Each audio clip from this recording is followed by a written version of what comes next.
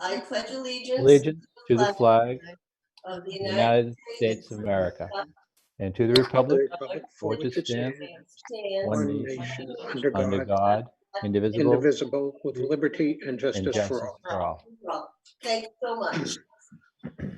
Okay, let's do this. So this is new territory for us, and we'll see how it goes. If folks can take notes relative to what's working or suggestions for doing it better, I had another surprise announcement today, which we'll be talking about. So we may be doing this for the foreseeable future. So if there are no exceptions, what I would like to do is to move new business to the first item on our agenda. Is everybody okay with that? Yeah, that's fine. Okay. That's great. Okay, so we have a situation, obviously, where we'll be meeting virtually, but we need to sign the warrants. And typically we require 5 signatures to do that. But the law allows us to designate 3 people to sign, and we do that during the summertime. But we also are allowed to designate 1 person and an alternate. And so I would like to propose, but I want to hear from you folks. I would like to propose we designate 1 person and an alternate to be the signatory for the warrants, as long as we're in this situation that we're in. So, yes, Mike. I'm just getting notice that people aren't able to see the meeting on Zoom, and they can't see it on Bolton Access. Okay. I don't know what can be done about it, but evidently they can't see it on. Okay. They can't see it live. So, all right, Bolton Access. Well, I'm starting to see people now. Okay. Someone had mentioned a glitch with other meetings relating to the number of people that log on. But I don't know. This is definitely not my wheelhouse. Okay. Maybe you should have invited she to this meeting, Brooke. So I don't know what we do if folks can't get on. Well, are you seeing people logging on now? Is that right? Well, we have, hang on, we have 38 participants, and around, let me see, 3, 4, 10, 11 of them are us, and then the rest are citizens that are on it. You just watched season 2. So, yeah, so there are 37 participants right now. Okay. That might be one of the glitches that people can't get on. But you're saying they can't access YouTube, but how would they have done it before when we were streaming our live meetings? I don't know. I'm getting a text now that says people are seeing it now. So I guess whatever you did was fantastic. What'd you say? Whatever you did was fantastic, I guess. Thanks. I think the easiest thing to do is go to YouTube, but we'll see. And again, this is new. This is new territory for us. Okay, and I also want to caution members of the committee should not be engaging in and I know, Mike, you needed to get that information, but should not be engaging in any texting, or there's a chat function that we should not be engaging in. This is our regular business meeting, and anything that you write is part of the record. Elaine. Oh, I just wanted to say, yes, the system does tend to get bogged down the more participants there are, and we have a lot here, but yes. If anybody who is not, on the committee or speaking, if they could mute their computers and turn off their video, sometimes that helps speed things along. It'll also cut down on the background noise, because I know a lot of us will have kids that are running in the background here and whatnot. It'll help us all be able to hear a little bit better. Okay, and then for the next meeting, we can hopefully get answers to some of these technical questions and have them fixed for the next meeting. Okay, anything else before I move forward with the agenda? Okay. So the proposal is that we have a choice, as I mentioned, that we can either assign 3 signatories for the warrants or 1 signatory and an alternate.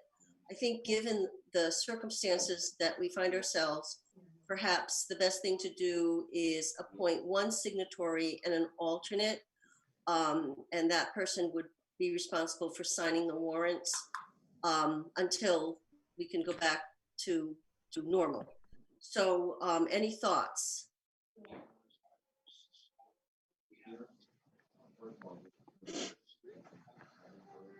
No thoughts.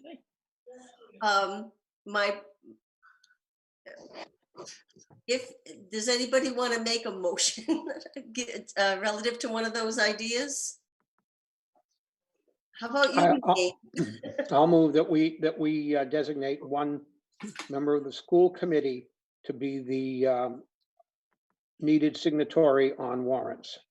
I'm Okay. happy to do it. Can I get a second? I'll second. Thank you. Any questions or discussion? I'm happy to do it. Okay, Mike is volunteering. Can I have a volunteer to be the alternate? Leah, do you have a question? Leah, I saw your hand up. Did you have a question? Oh, Leah, you're muted. All right, now you're not. Okay, is that all set? Yeah. You can hear me now? Yes. I just wanted to enter in, I know that this system sounds good, but I mentioned, isn't there a way that we can sign electronically? I don't know. Pat, you're muted. Pat, your mute button's on. Slow to recover. Okay. I'm really not sure for an open meeting like this, if you can do that. I know that in the last publication that I saw from the governor, it said that electronic signatures were acceptable, but I'm not sure that it applies to open meeting laws. Okay, is that something you can check for us? But until further, I can check for you. Yes. Okay, but at least for the next meeting, it sounds like Mike is volunteering to be the signatory. Thank you, Mike. And someone said they'd be the alternate. I can do that if you need me to, Kathy. Thank you so much. Unfortunately, I can't do it. My sister works for the school district from time to time, so I can't sign the payroll warrant. So thank you. So Mike, appreciate your stepping up, and also Leah. Thank you. Yep. The second, yes, somebody have something? Okay. The second item is relative to Unit C compensation. Wait, Kathy, I think we actually need to vote on that. Oh, I'm sorry. Okay. Okay, so read the motion again, Steve. Did you do the motion? I move that we authorize Mike to be the official signatory for the time being, with Leah as a backup on all warrants necessarily to be signed. Okay, second? No, second. Oh, no, Leah had, sorry, Leah had seconded it. Mike seconded it. Okay. All right, all in favor, raise your hand, say aye. Aye. Aye. It looks like it is anonymous, unanimous. Kathy, Yes. for remote meetings, you have to do a roll call. To what? You have to Oh, do for roll remote call meetings. on Oh, remote all right. meetings. All right, by June, I'll have this down pat, so I'll get used to it. Okay, roll call, Steve. Yes. Joseph. Yes. Mary. Yes. Elaine. Yes. Mike. Mike, you're muted. We got it. Mike, you're muted. Oh, Leah. Yes. Okay, now Mike. Yes. Kathy, yes. Okay. Thanks, Alita. Keeping us on track here, keep me on track. All right, so Unit C compensation approval. Brooke, do you want to speak to that? Sure. So, thank you. So this really refers to the fact that, and to support our Unit C folks who found themselves, in essence, in a difficult position because all of a sudden overnight they were in essence out of work. Because they're our employees, this is very different than bus drivers, and I'm going to speak to bus drivers later, but because they're our employees, we're able to redesignate them or do other things with them. And so, for example, in talking to our legal counsel about this, we can do professional development with them, we can do different things with them along the way to keep them employed with us during this interim. So a motion that we've suggested is that, that we would move that all full-time and non-exempt hourly employees are paid active status at the time the school closure began and remain on paid active status during the 3-week closure period, that they'd be paid their regular compensation and benefits. So we're putting that forward tonight to you. In watching online with the listserv of superintendents, it's probably about a 50-50%. Some people are taking motions and votes on this. Others are just simply doing it. We would like to do a motion tonight and have a vote on it, please. Okay, Elaine, we can make that motion, please? Yeah, I can, but I have a question about it. So is this the based on the governor's announcement today, does that change? Well, you know, exactly. But to be honest with you, the governor's announcement today kind of caught us off guard. I don't think any of us were surprised by it, but we weren't expecting it today. So I think it's almost too soon. I would suggest that we do a revisit of this at the 3-week time period, because I don't know whether, I know right now they're putting forward the May 4th as the date. That may or may not be where we land. So I think we want to take this on a case-by-case process right now. So right now, I would stick with the 3-week at this point in time. Other questions for Brooke before Elaine makes the motion? Elaine? All right. I move that all full-time and non-exempt hourly employees on paid active status at the time the school closure began and remain on paid active status during the 3-week closure period be paid regular compensation and benefits. Can I have a second, please? I'll second it. Steve, second. All right, questions or discussion?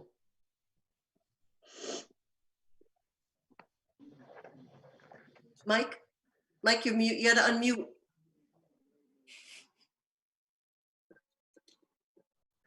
Okay, you're good.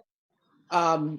I know that this is not Unit C related, and this is for the superintendent. Do we have, and this might not necessarily be the right time to ask this, but do we have any updates on where we stand with our bus drivers now that we're sort of? Mike, yeah, let's hold that. We're going to address that under the superintendent's update.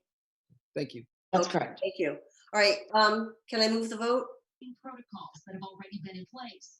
This team employee boarding and idling buses swear That. Okay, Steve. I didn't hear what Anne Marie was saying. Anne Marie, did you say something? I did not say a word. Oh, I'm No, sorry. there was something that came out. It sounded like the news or something. Yes, Steve. All right, no, We good? All call right, the vote. are we ready to Call the vote? Okay, Steve, Yes. Joseph, Yes. Mary, Yes. Elaine, Yes. Mike, Yes. Leah, Yes. Kathy, yes. Okay, it's unanimous, and thank you. So now at this time, we are going to do the updates. We're going to start with the superintendent's update. And I know that some of you folks have heard from constituents. I want to hear with some of the feedback that you've received. But I would like to give us her update. A lot has been going on. And we had a surprise announcement today. So Brooke, I'm going to turn it over to you. Great, thank you. So I'm just going to review a couple of different topics with you tonight, and know that we don't have a lot of answers, particularly because the announcement came out just a couple of hours ago. So we don't have a lot of updates at this point in time. And some of the updates that we are waiting for are from last week. We have not received additional information on that, but let me go through each of these. With regards to MCAS right now, that's a lot of this is all intertwined between state and federal regulations. So I know that the state of Massachusetts has filed a waiver with the federal government with regards to standardized testing. It has not received the approval on that. Suspect it probably will. At that point in time, once it receives the approval, if it receives the approval, then it also has to connect with the state and put forward whatever the commissioner would like to do at that point in time. At this moment, we don't know exactly what the commissioner is thinking with regards to MCAS. We may find out on Friday. We have a conference call with him Friday morning, so we may have a better idea at that point in time. I know that the national picture, I know that President Trump had mentioned that all standardized testing would be canceled. However, that has to be done on a state-by-state basis. And so right now, I'm not sure where Commissioner Riley sits on this. And so we're just kind of awaiting his response and to that particular component. So there's no hard and fast information to relate tonight with regards to MCAS. With regards to special education, of course, that's another topic that we, as of today, have not received very much information on at all. We noticed that came out today. The commissioner had alluded to it, and so did the governor. So we know that we do have a conference call tomorrow with Russell Johnson's office, and it's his office that oversees special education. So we're anticipating that we will get some form of guidance at that point in time. But as of tonight, we have nothing new to report with regards to special education. The bus driver situation, I just want to explain that a little bit. Bus drivers, in essence, this is a complicated one because it also involves federal and state procurement laws. And Pat, if I miss anything, I know that you'll jump in to help support the thinking on this. So bus drivers are hourly employees right now, but they do not work for us. So they're not employees of NRSD. As opposed to the employees that you just took that motion on a few minutes ago, that covers all of our hourly employees. However, bus drivers work for a third party. In this case, it would be D Transportation, who's it's a great company, great organization to work for, and for us to work with too. So we're in a difficult spot, and it's not NASHOBA Regional School District, and I want to be really clear on this. This is all school districts that are linked and that use an outside company for transportation as we do. And that's most of them, because unless you own your own fleet, you have to use a transportation agency to move your students around the district. So in our case, it really falls back to the notion of services rendered, then you pay. If services are not rendered, you don't make that payment. Pat is not the only person in the position she's in who's been told that we can't pay our bus company right now, because it falls back to the services rendered versus not rendered. And in this case, because the buses have not been running, there have been no services rendered. So we are unable to right now make the payment to D Transportation, and we are awaiting guidance on this. Many of us have real concerns about this particular component of everything that we've got out there that we're dealing with. This one's a difficult one. My concern, and we've expressed this, I've expressed this to a legislator now, I've expressed this to Tom Scott, who's our MAS executive director who meets regularly with the commissioner. And we also mentioned it in our conversation with the commissioner the other day. Our concern is that if bus drivers aren't paid, it would make sense that they will look somewhere else for employment, and we will lose them as bus drivers for our school districts right across the Commonwealth, not just NRSD.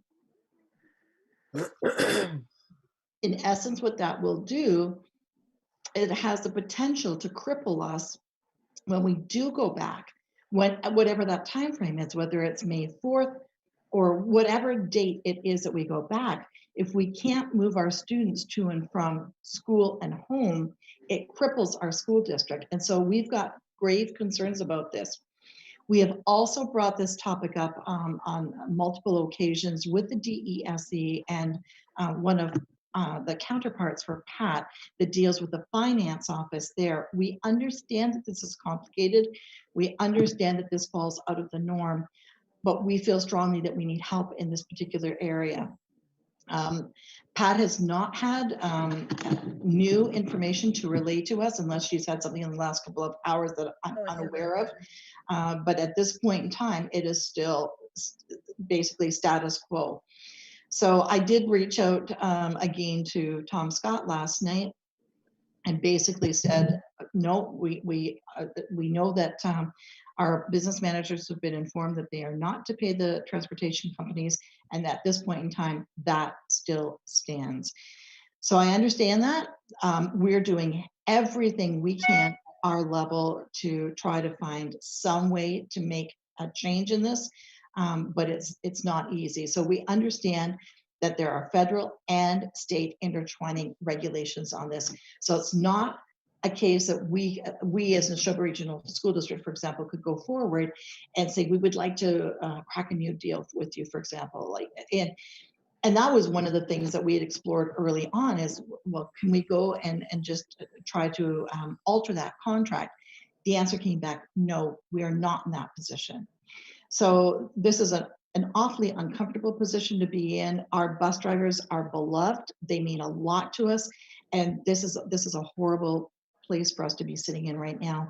But as of tonight, I have absolutely nothing new to report on that situation.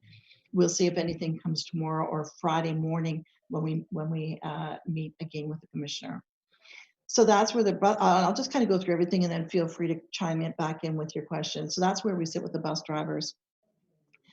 Sports is another situation. One of the questions that's been raised several times is, do we know, has my updated the sports anticipated sports spring sports date? And right now I'm talking to our athletic director, Tanya Rich. She was indicating tonight that they expect that it will restart on May 4th, the same date right now as our potential return date. I say potential, and I don't want that to be misread. I think that probably will be it. However, we don't know because it's all uncharted territory for us. I think I'm hoping that Todd is on the line. Kathy, can you see him? Todd, can you unmute? Thank you. So instruction is another one of those pieces. And in the first communication that we had with the DESE, it was made abundantly clear to us that the instruction approach that we needed to take would be that of what they referred to as enrichment opportunities. So that basically was the approach that our teaching and learning took, working with our teachers and our administrative team. And that's basically what we put forward for the 2-week time period. When we got the sense that we might be looking at a longer time beyond the April 7th date, and not that we knew that for sure because we didn't until today, but we had an inkling. And so we started, and I'll let Dr. Maguire pipe in on this, but we started at that point in time to think a little bit beyond, not just a little bit, much more beyond enrichment activities and what that could look like for the district. So the teaching and learning unit, working with Dr. Maguire and staff and administrators, I know they had a very long meeting again today as they took a look at it. So you'll see us roll something different out beyond the enrichment activities. But in all honesty, we have yet to receive good guidance in this area. So we are sitting here again tonight saying this is what we think that they're looking for, but we honestly will not know until Friday morning. So I turn this over to Dr. Maguire if you've got anything that you'd like to add to that. Sure thing. Good evening, everybody. First of all, I do want to shout out to, all of the teams that are working on this as it relates to curriculum instruction, teaching and learning, as well as enrichment, from our technology department, teaching and learning, all of our principals, assistant principals, our health and wellness department, as well as our special education department have been working around the clock on these enrichment opportunities. When we got word that we were going to be out, our principals, assistant principals, all of our teams came right in to start working on all of this for students. So As you know, we are on a one-to-one district, 6 to 12. So our students are working, particularly in our middle and high schools within the Google Classroom in terms of enrichment that we've provided. K through 5, our principals are working and meeting with their teachers weekly on activity boards and enrichment boards that teachers are working in tandem with their students on providing them resources. Department of Education is also partnered with WGBH, and you'll see on the front page of our website, there's some disclosures there, as well as some resources that are provided K through 12. UBH and PBS have been wonderful in terms of providing us resources and enrichment opportunities. But, we want to be clear that the guidance from DESE thus far has just been to provide enrichment opportunities for all students. And as Superintendent Clenchy mentioned, we haven't received further guidance from the Department of Ed. We assume and hope that we will get further guidance from them in our commissioner meeting on Friday. With that, and the inkling that she mentioned, we are now working on a distance learning plan. We've partnered with several districts across the Commonwealth in the past 2 weeks to develop a distance learning plan, and we are going to be ready to launch that learning plan as early as next Monday, once we get the go-ahead from the Department of Education, if we're able to move forward with actual teaching and learning beyond just enrichment. This learning plan we've coupled with Lexington Public Schools, Medway Public Schools, and a variety of other schools to develop a learning plan that has a very clear focus on purpose, guidance. We're addressing that this is a paradigm shift for a variety of individuals, our families, our teachers, as well as our communities. We're addressing things in this distance learning plan, such as assessment and grades and what that will look like. We're addressing issues related to our senior class. We're addressing issues as they relate to advanced placement. We're working with Joan DeAngelis in terms of special education and special education requirements. Still looking from the Department of Education on what that guidance will be, because as Superintendent Clenchy mentioned, we have yet to receive much. We're looking at support systems to help parents as they're at home working with their students, and also the recognition that a lot of these parents also have employment that they are involved in. We're also looking at and finding ways to support our ELL populations. We've been working very strongly with the technology department all week long on what technology looks like, platforms look like, as well as data privacy. You've heard me mention data privacy and the student and faculty safety and security over the past 2 years. And so as it relates to things like technology and video conferencing, we have to be very, very secure that any resources that we are using adhere to those district privacy data guidelines that we're working with. Todd, I think too, if you can just mention, because that was going to be one of my topics, the whole notion, I think, parents have asked, can we use Zoom to do this, or teachers, staff do this?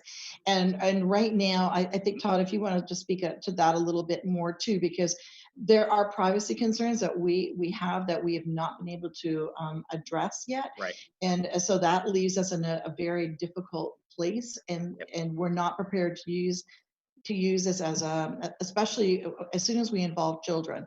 It's one thing for the adults, like we're doing tonight, to use this, and we're comfortable with that. As soon as you bring children into something that is not monitored by and overseen by the school district, it brings other issues to the table.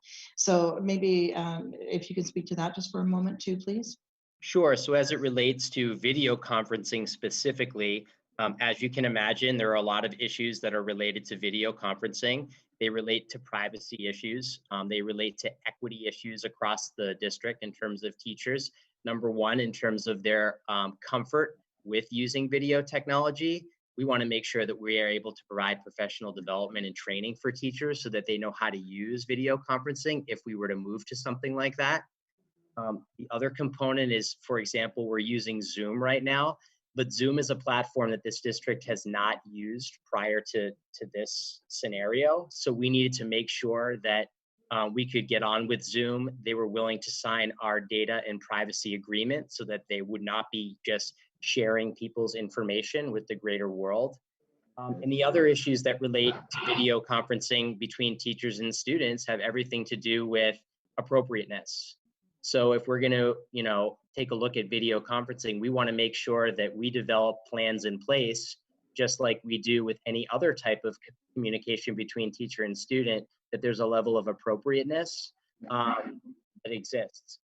So that's very, very important to us. And so I've been working with our technology department. I've been working with Sue Chi. Obviously, the Google platform is a platform that we embrace as a district. I just heard back from him as we worked with Google today. So for example, any of our Google Meet video conferences that teachers partake in, those are conferences that are not recorded and kept in the vault. So like all of our email that we send, those are public documents, those are held in the Google Vault. Unless a teacher or a student actually presses record on that video Google Meet session, that's not something that is kept in the vault. And so we want to make sure that anything we are doing, we have access to at all times to protect the safety and security of our students as well as our faculty. So this continues to be kind of a moving target as we move towards remote learning. And one of the things that I am most concerned about in terms of the safety and security of not only our students, but as well as our faculty and our communities. Thank you. Well, I think too, while you're speaking, I'm just going to move to the next topic, and you can probably spring from that too. One of the things that we're consistently asked about is providing different resources, whether it's social emotional resources, just general resources with regards to COVID-19. So we've put a new tab on our homepage. So Dr. Maguire, if you can speak to that too.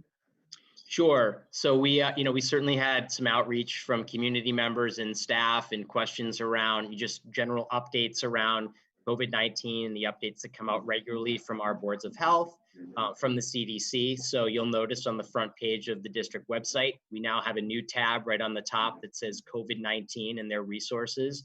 So we are posting Superintendent Clenchy's memos up there. We're posting daily links from the Board of Health and general updates, anything that relates to COVID-19 and the coronavirus, so that people have, the latest information and they can access that information readily on the website.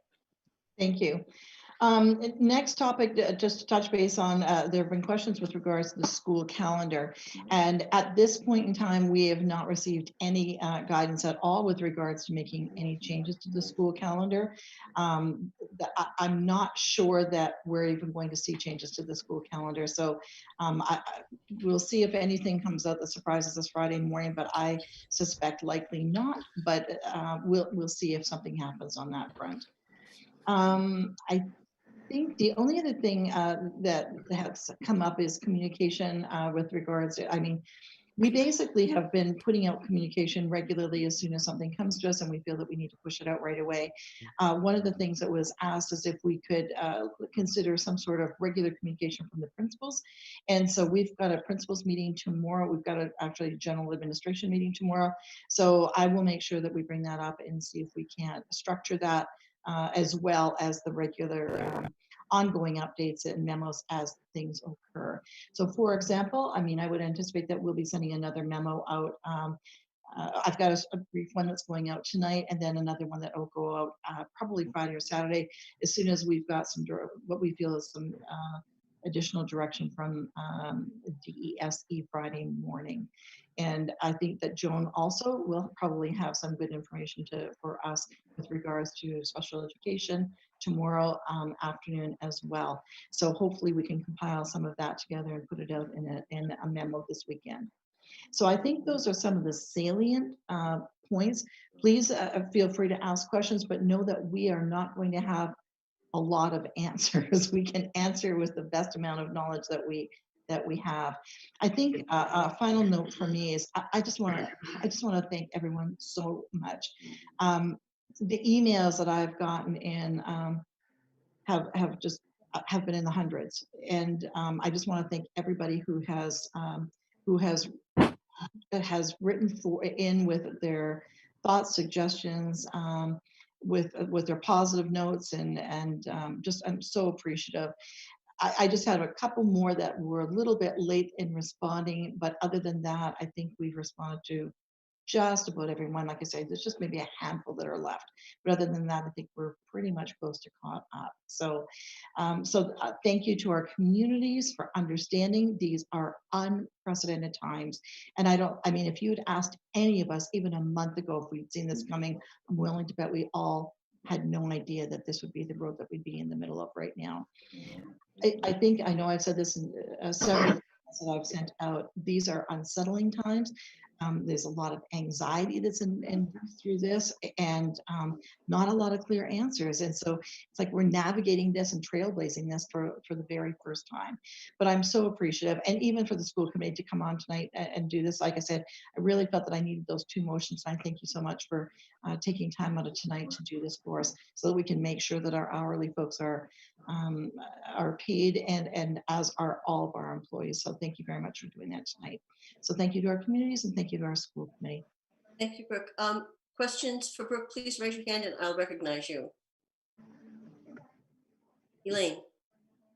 Thank you. Speaking of hourly employees, I know we have some departments, I'm off the top of my head thinking about extended learning and food services, that really depend on receipts in order to fund the employees in those programs. So I'm all in favor of paying all of the employees, but I just wanted to know where we think we're getting those funds from, if the receipts aren't coming in. Right. That might be more of a Pat answer than Brooke answered. Pat, did you hear the question? Can you hear me? Yes. Okay. Yes.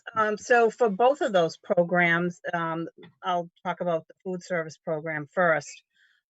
We have a fund balance that allows us to continue to pay those employees for a short period of time. The federal government allows us to keep up to 3 months of revenue in the revolving fund for such an emergency like this. Maybe not exactly like this, but something similar to this. And as far as the extended day, there is enough of a reserve in the fund balance there right now to cover it for a short period of time. And I'm watching it very closely. One of the things that we need to look at too is there are people that have paid in advance for tuition, and they're due refunds because their children are not going to be attending the program. So we're looking at that. When we have a final day, then I'll be able to calculate what that looks like and refund whatever needs to be refunded. But at this point, I don't see that we'll be in any kind of deficit in either one of those programs. Okay, that's great to hear. Thank you. Joseph, do you have a question? Yeah, thank you, Madam Chairman. I had a quick question for the superintendent. I was just wondering, and I know her plate is full with a lot of priorities, but has there been any direct discussion with the bus company as far as what they might be proposing as a possible solution to retain their employees, such as perhaps, I don't know, maybe if there's some discussion regarding petitioning of the general court for some type of emergency legislation for retroactive payment once the situation, alleviates itself. So I don't know if you had a chance to speak to them at all, and if you have, I'd love to hear. Yeah. Thank you. So the problem, again, the problem doesn't rest with D-Bus or NASHOBA Regional School District or any other school district right now. The bigger issue is how we, I don't even want to say a workaround, because then that sounds like we're trying to do something illegally, and that's not the case at all. We're trying to find our way through this, but we can't find our way through this, nor can D-Bus, until we get guidance from the state if there is a way for us to work around this. So I think it's, I don't know that it would be fruitful at this point in time, because until we know how we can either until we get good guidance from the state, we're at a standstill right now, to be honest with you. And so I hear what you're saying, and that's exactly the route that we had initially wanted to take, because we felt that we could, as NASHOBA Regional School District, only speak from our perspective, we felt that there would be a way to kind of work through this if we extended the calendar, and if we had all kinds of what we thought were good ideas to do this, but it doesn't work like that with the procurement laws. And so we're at a standstill until we've got guidance that we can do something different than where we're at right now. It's very unsettling to us, to be honest with you, and very frustrating. Other questions for Brooke, Mike? So I've been sternly admonished by Zoom that my connection is unstable. So if something happens, I apologize. So 2 questions. I'll just ask them back to back. And the first question is really just a clarification, and this might go to you, Pat. As part of that 3-month buffer, I just want to be sure that our free and reduced meals families are included in that, and that's being well supported during this time. I know yes, they are.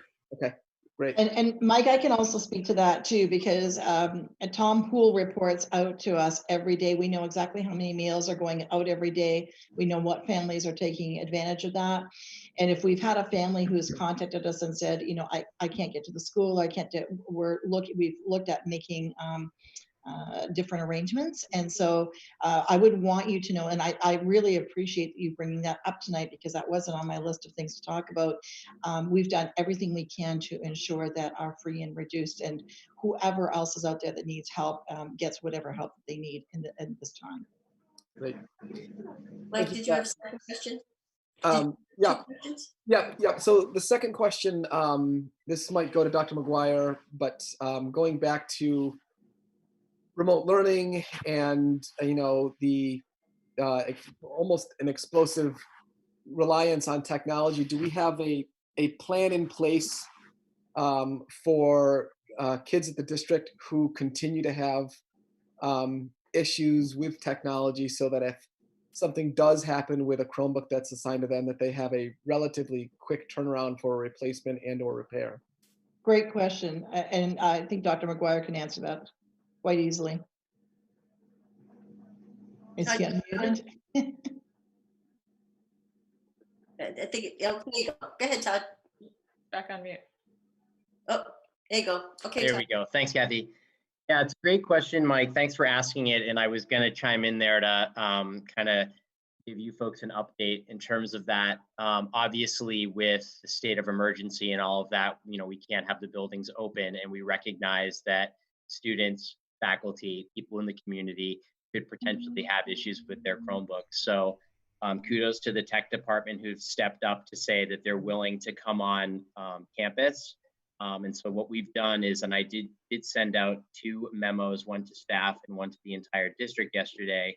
And what we did was we created a Chromebook support email address and account. So any student and or family who's having an issue with their Chromebook or any school issued device, they can simply email Chromebook support, and then what they'll do is deal with the technology department one-on-one. The technology department will work to troubleshoot the issues remotely with them. If they can't and the Chromebook needs to come in, what we've done is we've designated some times that they can drop off the Chromebook in a bin at central office. There'll be a loaner waiting there for that student. And then our tech department will work to either fix that Chromebook and or send it out to get it fixed. And then once it is fixed, they can come back, pick up their Chromebook, and drop the loaner back off. And that's for faculty as well as any student. And our students are pretty adept to it at filling out tech tickets too. If they have an issue, they're really savvy actually at doing that. So if they've got an issue, they can fill out a tech ticket, which will go directly to the technology department to help support any Chromebook issues. I've posted that memo too, right on the front page of the website, so people have access to it. Great, thank you. Kathy, can I please go back to Leah. Go ahead, Brooke. I'm sorry. Go ahead. Thank you. I just want to go back to the free and reduced lunch and just to give you a flavor of where that's at and how that's working. We do have the 3 sites right now, one in each of our communities. In Bolton, it's at the high school, at the side door, at the auditorium. In Stow, it's at the back of Hale, and in Lancaster, it's at the front door of Luther Burbank. And what's happening right now is the students, when they pick up their package, their grab and go package, excuse me, there is a meal in there, there's a lunch in there, and there's also breakfast items for the next morning. So when the student picks up their grab and go package, that's what's in it. On Fridays, then they get some additional foods for the weekend.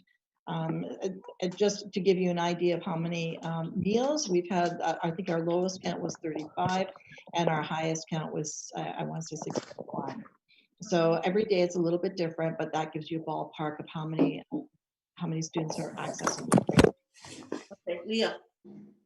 So I think that, first of all, that's such an eye-opening thing that I think a lot of people are very shocked by, and I really appreciate all the food stuff that you guys are dealing with. The other thing I would say, continuing on with Mike's point about the Chromebooks, is that I think that our kids age, grade 4 and lower, don't have a device. And so I think that for a couple of weeks, parents were able to just kind of fill the gap with an iPhone, or maybe they have an iPad at home. But if this continues to go on, do we have solutions for families who maybe don't have devices for the littler people? I'll leave that to Dr. Maguire to respond to. Yeah, it's a great question, Leah, and it's something that has come up, particularly speaking with the principals. You do know that in terms of each classroom, we do have classroom sets of iPads as well as Chromebooks at the lower levels. So again, we continue to wait for guidance from the Department of Education. And if we were to go to a formal teaching and learning environment, we are looking at what that will look like in terms of being able to potentially deploy those kinds of devices to the lower grades. Okay. Yeah, it's a great question, and we are thinking about it, as well as other technological resources that will allow kids to potentially get online and work with technology during the hiatus. Leah. Just continuing on with the technology piece, I know that when you're working in a team model, which is typical through the middle school, that there's more kind of synergy around the applications that the teachers are using. But as you guys are starting to envision this more robust teaching and learning plan, I would like to recommend that, especially at the high school level, that we bring some commonality into the kinds of apps that the teachers are using, maybe pressing hard for Google Classroom across the board, considering it's free and it's like really easy to use.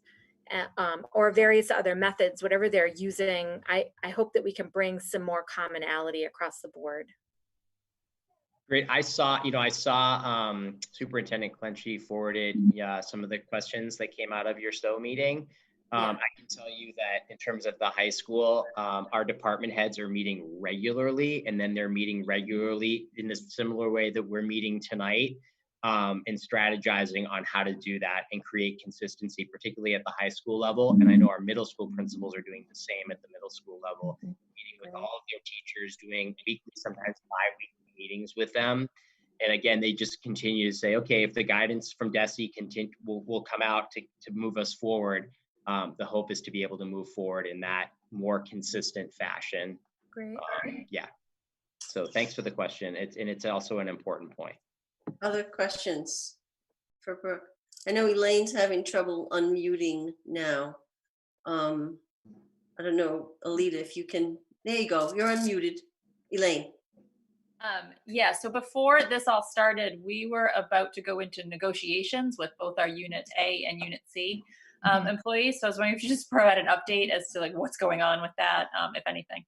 Right, and I think right now, I don't think I can provide you with an update right now. We've certainly talked about, do we look at this a little bit differently this year? I think even today makes a difference to us, right? What happened today by putting us out now till May 4th makes a huge difference for us. So Kevin Keaveney has been outstanding to work with. I just want to thank him for all of his efforts. So I think that knowing what we know tonight, he and I will probably connect tomorrow and say, okay, what do we do now moving forward? Anne Marie certainly has had some different ideas, and we've had some discussions about this. So I will probably move some of those potential ideas forward as well. Okay. Other questions? Leah? So Brooke, just to clarify, you're saying that on a lot of the pieces that I sent you questions about and questions that people are asking about kind of Q3 grade reporting and AP testing, that whatever correspondence you send out this weekend will kind of elaborate on all of those things? Potentially only if I have the answers though, Leah, because right now they're great questions. We don't have the answers right now. And it's not because it's not an NRSD thing. We haven't had the guidance specifically with that, with regards to that kind of thing from the state level. For example, at the beginning of all of this, with the notion of the enrichment opportunities versus the next phase, whatever that looks like that we go into, it was made abundantly clear to us, no grades, absolutely no grades. I'm thinking that that's probably not going to be the approach that we hear from them on Friday. I'll be surprised if they continue with that line of thinking. I suspect it will change, but don't hold me to that because I don't really know.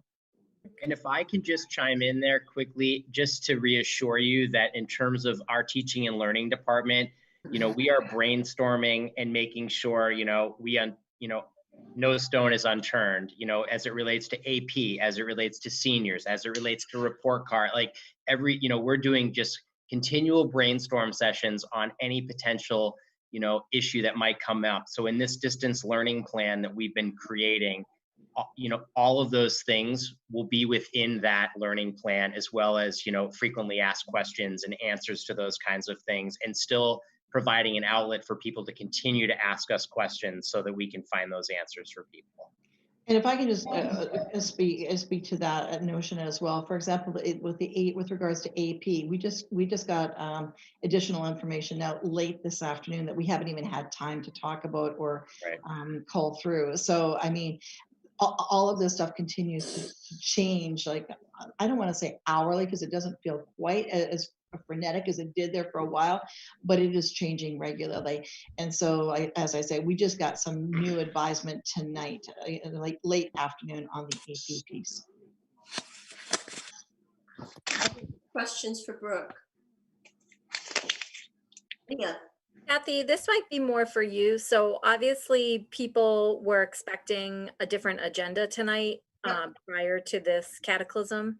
So can you just speak a little bit to when we will be discussing the things that should have been on the agenda tonight, in particular the investigation?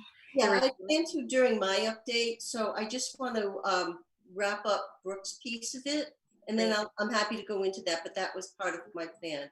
Thank you. So I know, Leah, that you had reached out to your constituents, and Elaine, you had been monitoring things from your end, that immediately before, and I think for a couple of days after our last meeting on the 11th, the school committee received several emails that I responded to on our behalf. And I think that a lot of the questions had to do with what we were going to do. And again, the great unknown. I know that since that time, I have not received, or the school committee, and even me personally as the chair, have not received many emails at all. I know that Brooke has received hundreds of them and is in the process of responding to them. I know the things that have come up was concerns about the bus drivers and our hourly workers. And so I think Brooke attempted to address that. There's still things that we don't know, but I also know that in each of the communities, people have been doing things for the hourly workers at the schools and also the bus drivers. And that's just so tremendous to hear. They are, if it wasn't for them, our schools would be dirty, our kids, we'd have to drive our kids to school. They really keep everything running. And the thought of them in any kind of distress because of this is just heart-wrenching. So kudos to the communities for really recognizing that and doing such a wonderful job. And then, Leah, as you brought up the concerns, obviously, and especially for the students at the high school, grades and the school calendar and sports and things of that nature. Again, I don't think there's a lot that we know right now. I don't like to editorialize, but I will to say that it surprised me that the Commissioner of Education made this announcement without telling the folks in education first. Everybody was blindsided by it, and it puts everybody in a very awkward position. But I do want to commend Brooke for the communication and the information that's been going out, and that will continue to go out, and also encourage people in the community to continue to email the school committee, either your individuals, your representatives, or the body as a whole, and also Brooke. And if we don't know the answers to your questions, we'll get them to you as soon as we can. So Brooke, did you have anything else? Yes, I just want to say, in terms of giving a shout out to people, the closure on May 13th on that Friday morning, I just want to speak to that for a minute because I want to on March 13th. Sorry, March 13th. Thank you. Sorry. On March 13th. Thank you. You know, we had done preliminary work that week, and in anticipation of the fact that we would likely close on Friday, regardless of what the guidance was given to us. We felt very strongly about that. So I had made calls to our legislators and explained to them, this was before the Friday. I explained to them the rationale. I explained to them what I wanted to do. I also did the same thing with DESE and put them on notice as well prior to that Friday. And so I want to give a shout out to our legislators who were amazing to deal with, and I thank them so much for the support, because all of that made the decision that Friday morning, as soon as we got off the call with the conference call with Commissioner, an easy decision for our administrative team to make. So, you know, when I think about thanking our community and all the members who have reached out to us, I also want to thank our legislators, because several of them have called back again to say, do you need anything else? Is there anything else we can do for you? So our legislators have been amazing. So I want to do a special shout out to them too. Thank you.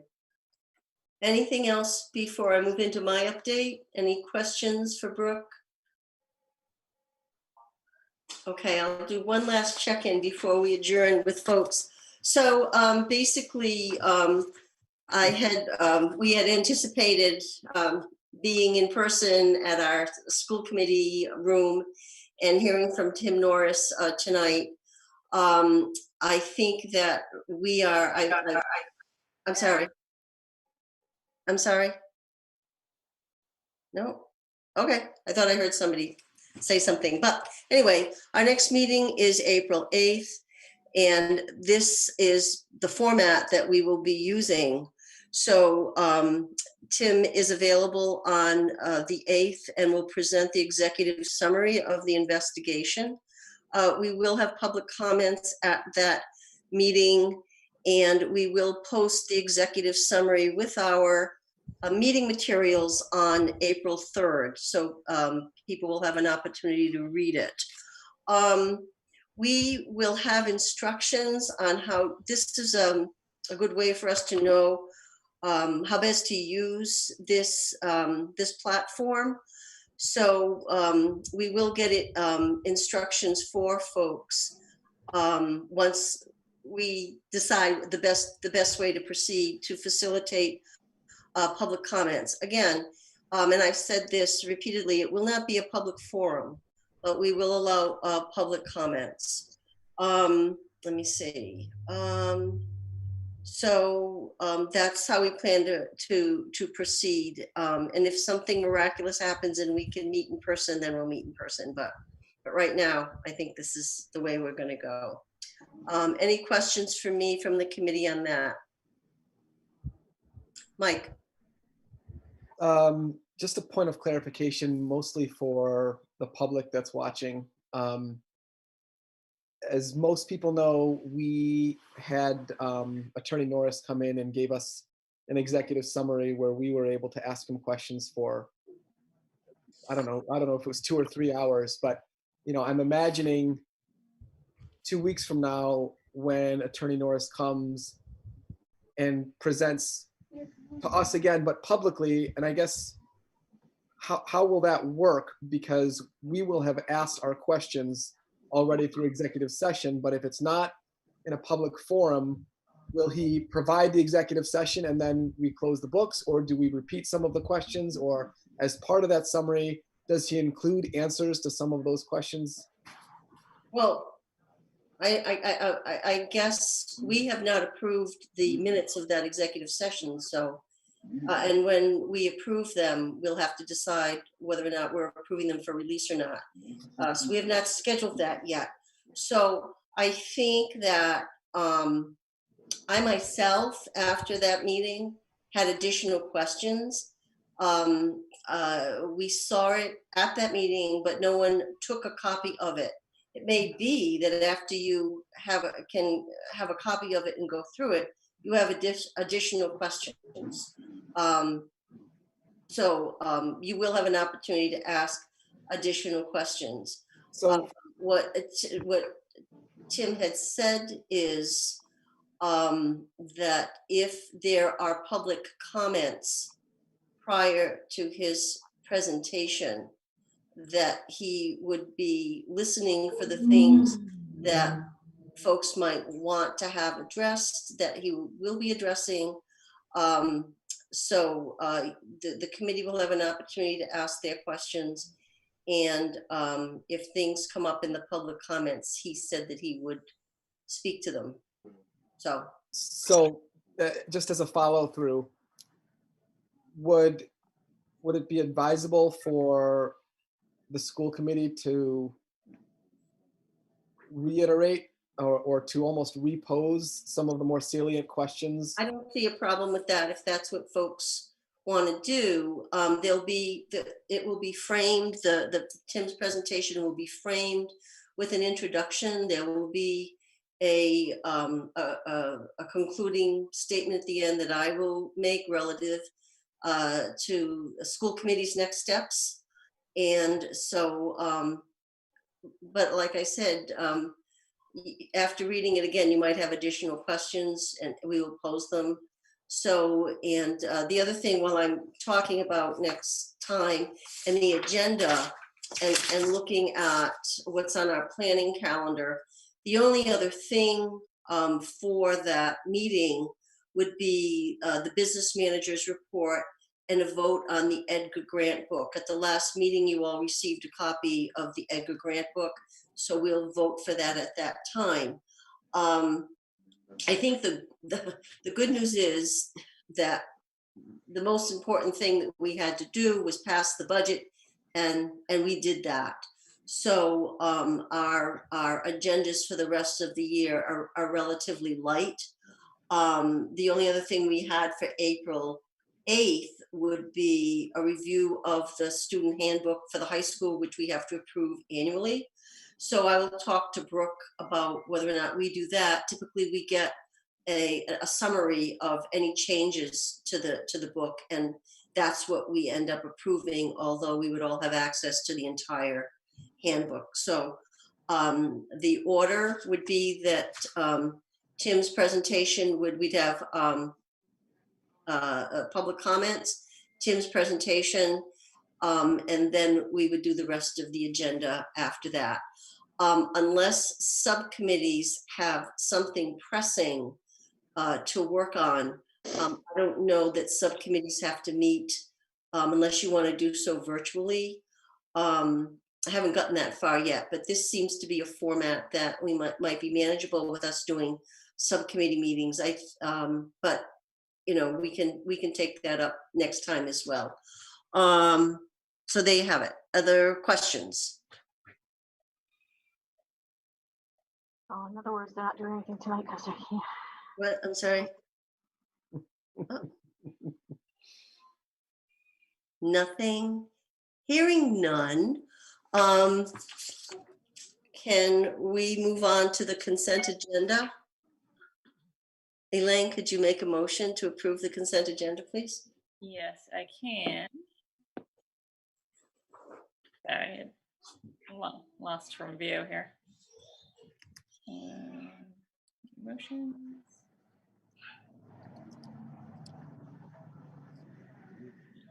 Sorry, I move to approve the consent agenda of March 25th, 2020, containing the warrants of March 27th, 2020, and the meeting minutes of March 11th, 2020. Have a second? Second. Who was that, Steve? Joe.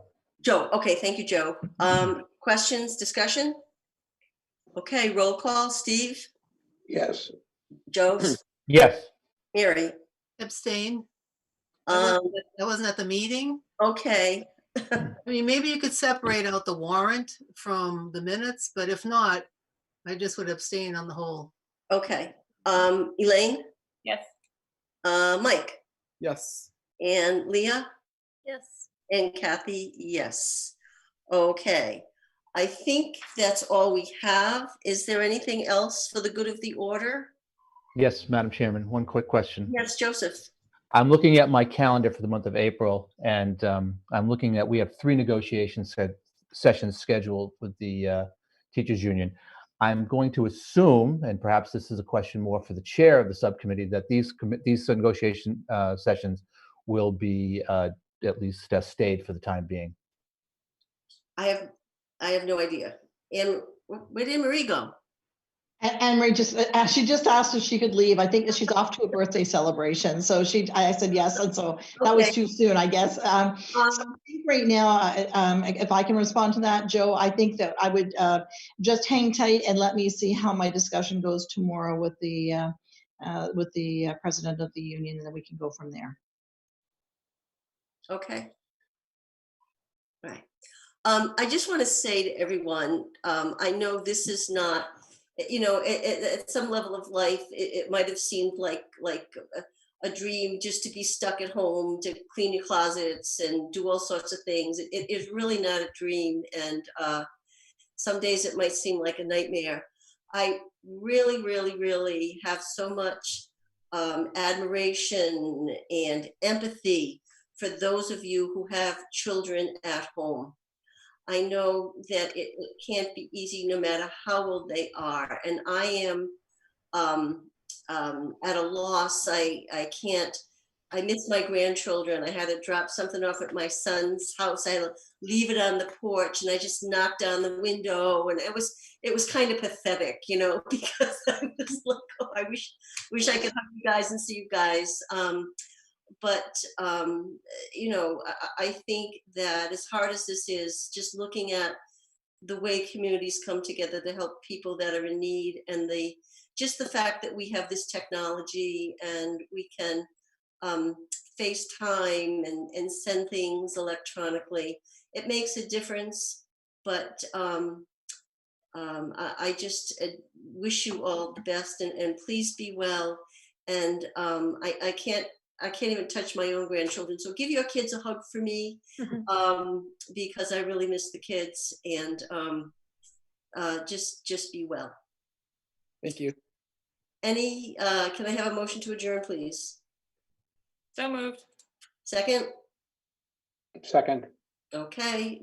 Stephen? Yes. Joseph? Yes. Mary? Yes. Elaine? Yes. Mike? Yes. Yeah. Yes. Kathy? Yes. Okay, everyone. Thank you so much. Good job. Talk soon. Thank you. Thank you. Thank you. Thank you.